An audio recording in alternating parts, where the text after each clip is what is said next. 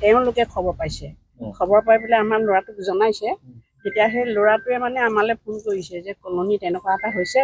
আপুনি এবাৰ আমাৰ কোৱাৰ্টাৰটো চাই আহক সেইকাৰণে আহিছোঁ গম পাই পেলাই আহিছে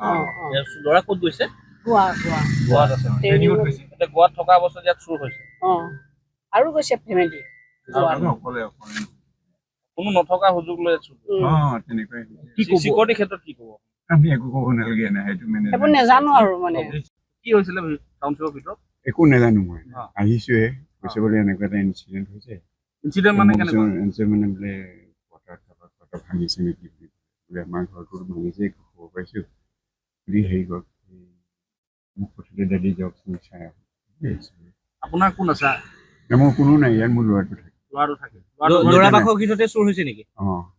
ল'ৰা ক'ত গৈছিলে ল'ৰা এতিয়া নাই এতিয়া সি গোৱাত আছে ট্ৰেইনিঙত গৈছে আপুনি খবৰ পাই আহিছে খবৰ চাম বুলি আহিছোঁ মই কেইটামান ঘৰ চুৰ হৈছে মই নাজানো ইমান কৈছে এতিয়া বিচাৰ কৰিলে হ'ব মই নাজানো মেনেজমেণ্টৰ কথা এইটো যিকোনো খবৰৰ বাবে যোগাযোগ কৰক আমাৰ এই নম্বৰত 9181 307 221